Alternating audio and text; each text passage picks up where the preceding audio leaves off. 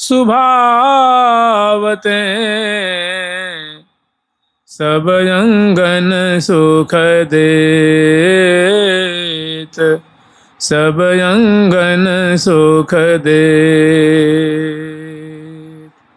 श्री वृंदावन धाम की, श्री श्यामा श्याम की। राधा पदाम्बुज रस महा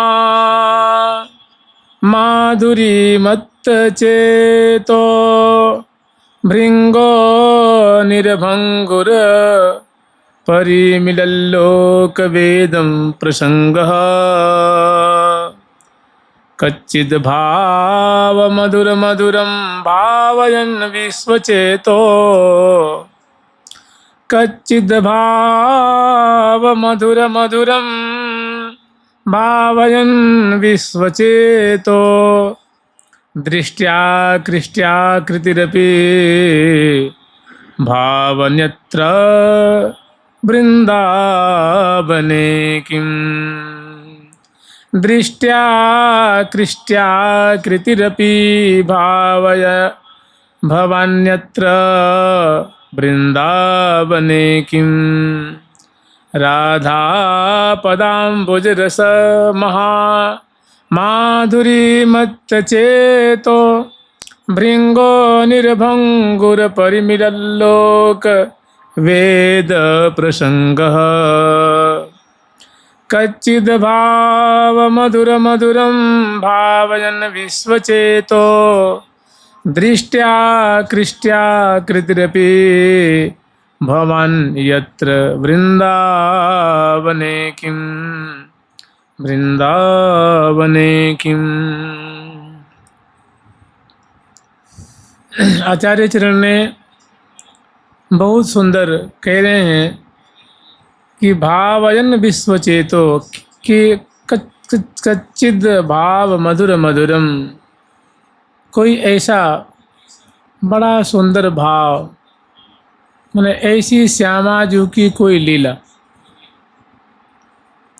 कोई चेष्टा, कोई सुंदर उनकी माधुरी का चिंतन करने को कह रहे। भावयन चिंतन करते हुए, स्मरण करते हुए। कहने का तात्पर्य है कि जैसे श्री महावाणी जी में एक अर्धाली है, उसमें कह रहे हैं कि मन माधुर्य रस माहि समोवे, घड़ी पहर पल वृथा न खोवे। वही बात यहाँ आचार्य चरण कह रहे हैं कि राधा पदाम्बुज रस महामाधुरी मत्त चेतो, कि प्रिया जी की जो जुगल चरण कमल हैं, जो गौर वर्ण के हैं, बड़े ही पुष्ट पुष्ट सुडौल सुडौल हैं, कोमल कोमल सुकुमार हैं, और जिनसे दिव्य कमल की गंध निश्रित हो रही है। चरण तली जिनका बड़ा ही सौकुमार्य और अरुणाई से संबलित है। चरण पृष्ठ चित्रांकित है, उंगलियां रंगी हुई हैं, और सुंदर उसमें अन्नवट बिछियन की छवि देखत मोहत रसिक सुजान। ऐसे अलंकार से प्रिया जी के चरण कमल जो हैं वो अलंकृत हैं। तो राधा पदाम्बुज रस महामाधुरी मत्त चेतो, ऐसी जो प्रिया जी के जुगल चरण कमल हैं और उनकी जो माधुरी, उनका जो लावण्य है, उनकी जो गौर कांति है, उनको पान करते हुए मन रूप जो चित्त रूप जो भंवरा है वो महामत्त हो रहा है। उनको देख देख करके, चरण कमल की सुरभि को सूंघ करके, चरण कमल को स्पर्श करके, चरण कमल का जो लावण्य है उनको पान करके उन्मत्त हो रहा है, माने सुधि बुद्धि बिसर रहा है। भृंगो निर्भंगुर परिमिलल्लोक वेद प्रसंग,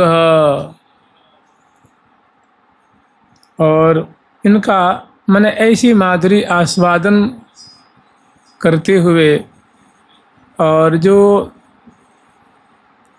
देखो कुल की, खानदान की और एक समाज की एक वेद के, इनका एक बड़ा एक बंधन होता है कि भला हम कैसे कर सकते हैं।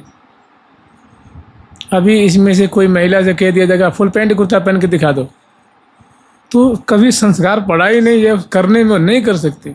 हम लोग से कोई कह दे कि तुम लहंगा पहन के दिखा दो, तो हम नहीं दिखा सकते, क्योंकि बड़ा समाज का बंधन है, ऐसा नहीं कर सकते।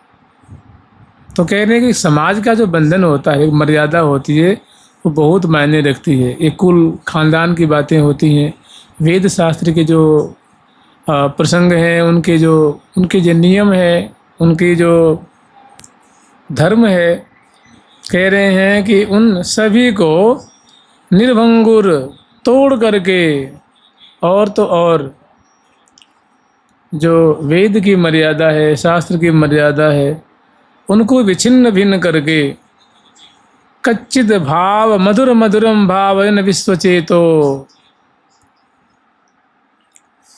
प्रिया जी के लाल जी के सहित कोई बहुत सुंदर क्रीड़ा है, बहुत सुंदर छवि है, बहुत सुंदर दोनों का विलास है।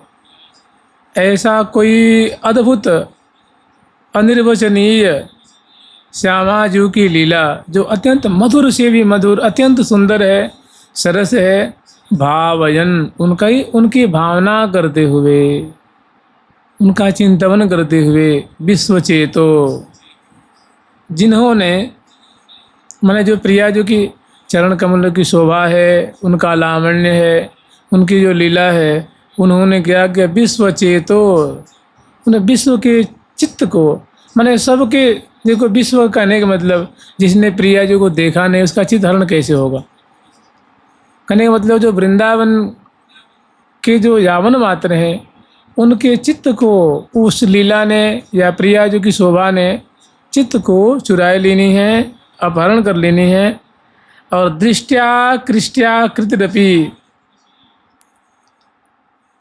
दृष्टया कृष्ट्या आकृतिरपि भवान्यत्र वृंदावने किम, वृंदावने किम। कह रहे हैं भैया कि जिसने विश्व के चित्त को, और दृष्टि माने होता है नेत्र, और आँखों की जो दृष्टि है, दृष्टि को जिन्होंने आकृष्टया, जिस लीला ने, जिस शोभा ने आकृष्ट कर ली है, खींच ली है, ऐसी जो प्रिया जी की जो आकृति, उनके जो अंग अंग की शोभा है, मैंने प्रिया जी की माधुरी है, मैंने महामृदु बोलन मोती की डोलन, महामृदु बोलन मोती की डोलन, महामृदु बोलन मोती की डोलन, महामृदु बोलन मोती की डोलन, मोल लियो ध्रुव कुंज बिहारी, लियो ध्रुव कुंज बिहारी, रहे सुख पाई नयोर सुहाई, रहे सुख पाई नयोर सुहाई, भये बस नेह कि देह बिसारी, बस नेह कि देह बिसारी। ऐसी छटा जिसको दर्शन करके, आस्वादन करके प्यारे ने भी अपनी सुधि बुद्धि विचार देनी है। कह रहे ऐसी जो माधुरी है, मैंने बात कहत मुस्क्यात जात जो दिए भुजायंक माल, गोरी कंचन बेली सी हो जोरी श्याम तमाल। ऐसी जो लीला है, ऐसी झांकी है, कह रहे उनका स्मरण करते हुए, चिंतन करते हुए, और भवान यत्र वृंदावने किम, मैं श्रीधाम वृंदावन में कब वास करूँगा, ऐसा सौभाग्य मुझे कब प्राप्त होगा। इसका मतलब समझ रहे हैं, इतनी बातें कही है तो उसमें दो तीन बातें कह रहे हैं कि प्रिया जी के चरण कमल की दिव्य माधुरी का स्मरण करता हुआ, फिर कह रहे हैं प्रिया जी की सुंदर जो लीला है, जो प्यारे के संग में निकुंज मंदिर में कोई लीला घटित हो रही है, ऐसी लीला का चिंतन कर करके मैंने करते हुए, आस्वादन करते हुए मैं वृंदावन में कब वास करूँगा। इसका मतलब ये नहीं कि वृंदावन में जैसे तैसे वास करो, ये मतलब नहीं है। पदे पदे, क्षणे क्षणे, श्लोके श्लोके सब में यही दर्शन कराया गया है कि वृंदावन वास करें तो भजन परायण होकर के, गफलत में नहीं, समय बर्बाद करते हुए नहीं तो कोई विशेष लाभ नहीं।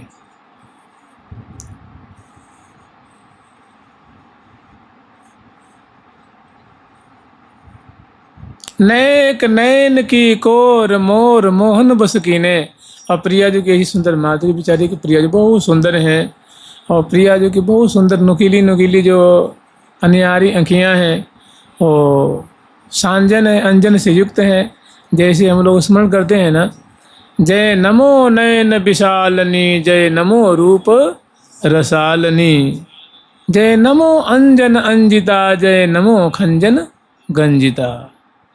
खंजन पक्षी का जो चांचल्य है उसको तुरंत मैंने अपने पल पल की चितवन से वो उसको रद्द कर रही हैं, फीकी कर रही हैं, पंगु बना रही हैं। ऐसी सुंदर नैनों वाली, ऐसी सुंदर आँखों वाली श्यामा जी ने थोड़ी सी नेक नैन की थोड़ी सी बाईं और दाहिने और मुड़ी हैं, और प्यारे की ओर चितवन डालती, प्यारे एकदम बसवर्ती नेत्रों, अधरों, मुस्कान की शोभा में उनका रोम रोम पक गया है। नेक ज़्यादा नहीं, थोड़ी सी। नेक नैन की कोर मोर मोहन बस कीने, राधे तेरे। इसी पर ही तुझे कह रहे हैं कि हे प्रिय, मैं आपकी क्या कहूँ, मेरे से तो कुछ वाणी ही नहीं निकलती मेरे मुख से कि आपकी थोड़ी सी चेष्टा जो है रसिक शेखर लाल को विवश कर देती है, सुख के सागर में डुबा देती है। नेक नैन की कोर मोर मोहर बस कीने, मोहन बस कीने, तब की कहा कहो जब पिय प्रति चाहत भ्रिकुट विलास।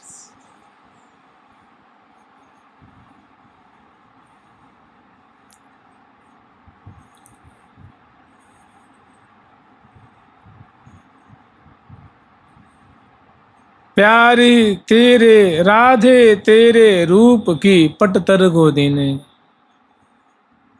अब आपके जो संपूर्ण जो रूप आसव है, रूप माधुरी है, अब भला उसकी हम क्या उपमा दें, वो तो उपमा रहित है। थोड़ी सी की तो ऐसी चमत्कृति है, थोड़ा सा रूप का ऐसा चमत्कार है कि मोहन, जो विश्व मोहन है, ब्रह्मांड मोहन है,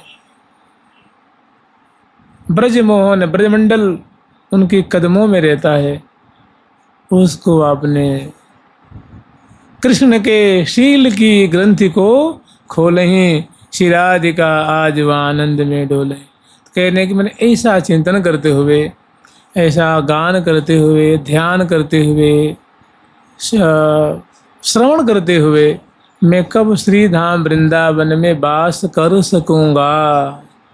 भाई अपने को तो वास मिल गया है ना। तो इस प्रकार जो कालक्षेप करते हैं, काल व्यतीत करते हैं, उन्हीं की बड़ाई होती।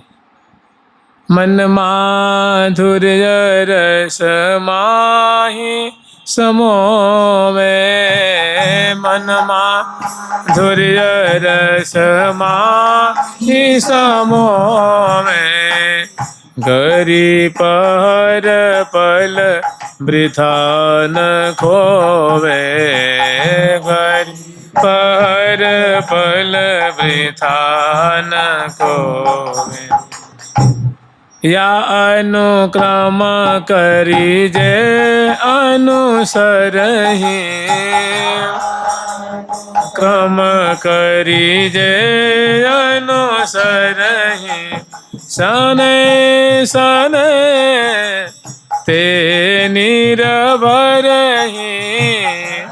ऐसन जगते निरभरहि, परम धाम परिकर मधि बसहि, धाम परिकर मदि बसहि श्री हरि प्रिया श्री हरि प्रिया हितो संग लसहि हरि प्रिया हितो संग लसहि।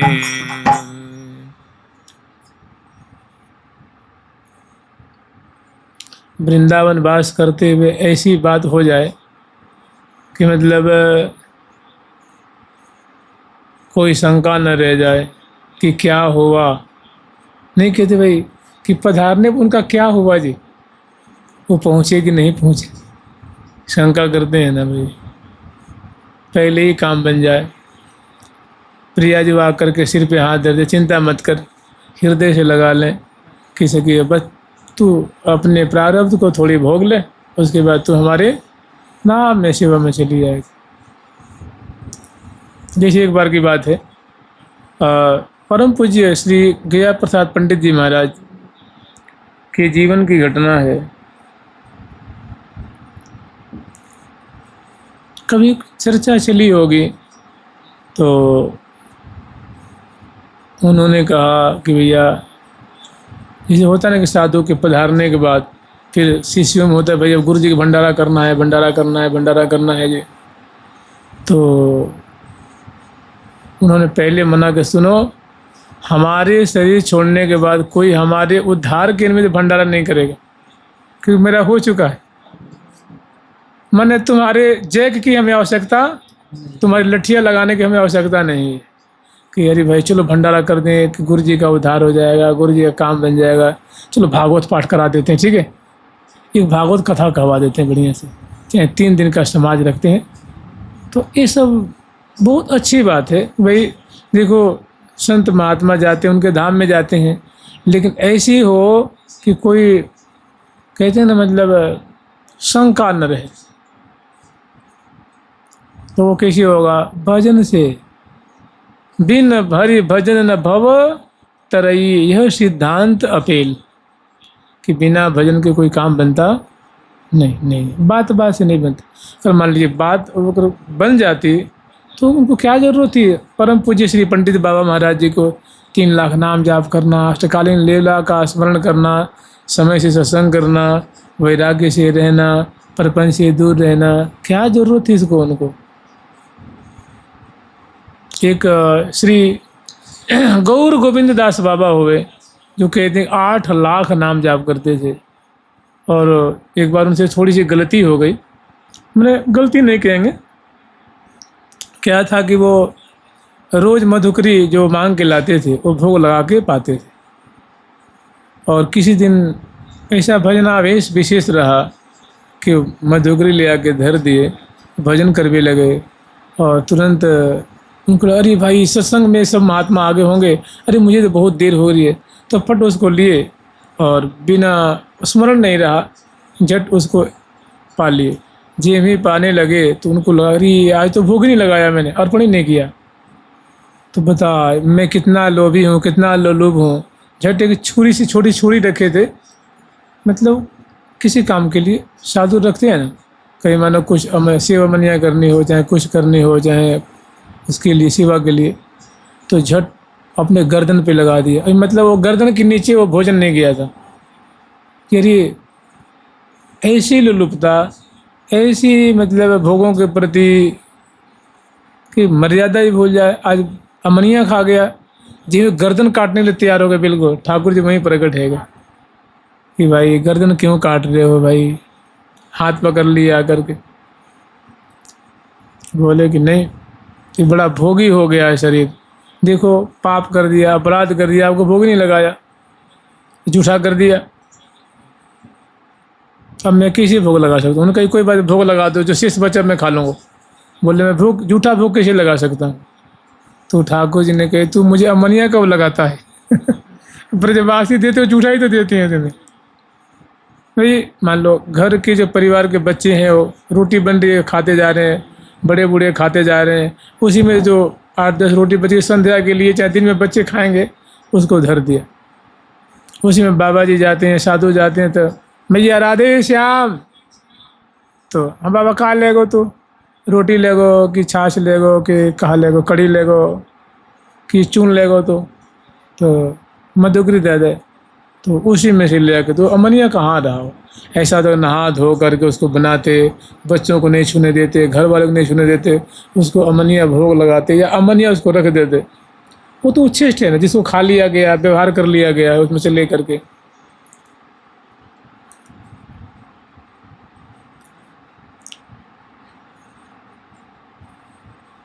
तो ठाकुर जी प्रकट होकर उनकी छुरी पकड़ लिए और कही कि भैया ऐसा है, ब्रजवासी तुझे अमनिया थोड़ी नहीं देते, झूठा तो मैं रोज ही, तुम रोज भोग लगाते हो, रोज ग्रहण करता हूँ, और आज तुम्हारा खा लेंगे तो क्या बिगड़ जाएगा, तुम तो हमारे प्यारे भक्त हो। ठाकुर जी लेके मुख में डाल ली। बड़ा दुख हुआ। कहने का मतलब अब उन्होंने ठाकुर जी से बात कर ली, बोल ली, बतला ली, और कितनी बातें, कितनी घटनाएं उनके संग में घटी होंगी। एक दो उन्होंने कह दिया तो हम लोगों को आज पता है कि संत के मुख से गुरु जी ने शिष्य से कह दिया, शिष्य ने प्रशिष्य से कहा, प्रशिष्य ने प्रशिष्य से कह दिया, जो एक परंपरा से सुनने को ये मिल रही है। इससे बड़ा एक उत्साह बढ़ता है, बड़ा एक विश्वास बढ़ता है। संतों की जो घटना होती है ना, तो उससे जो आगामी आने वाले जो साधक होते हैं उनको बड़ा बल मिलता है, बड़ा रास्ता मिलता है, बड़ा अवलंब मिलता है। तो देखो ऐसे जो महात्मा हुए उनका तो बिल्कुल, कोई भजन कर रहा था और श्री राधा बाबा जी महाराज के पास गया, तो उन्होंने कही कि भाई महाराज जी ऐसी ऐसी बात है। तो उन्होंने कही भाई अभी तेरा कच्चा चिट्ठा है, मैंने अभी तेरे को प्राप्ति नहीं हुई, अभी तो बीच में है। जब तक ठाकुर जी सिर पे हाथ न धर दे, तुझे आलिंगन न कर दे, बोल न दे, बतरा न दे, तब अच्छी बात है, बहुत बढ़िया भजन कर, बहुत अच्छी बात है, क्या कहना है जी। लेकिन उससे क्या होता है, एकदम पक्का स्टैंप लग जाता है ना, वो मुहर, उसको मुहर लग गई कि हाँ हाँ कोई बात। आज मिलो परिवार आपनो हरि हंसी कंठ। तो कहने का मतलब देखिए इसमें जो भी बातें हैं ना, तो कह रहे हैं कि प्रिया प्रीतम की ऐसी लीला का भावयन स्मरण करता हुआ मैं भवान्यत्र वृंदावने किम, मैं श्रीधाम वृंदावन में कब वास करूँगा।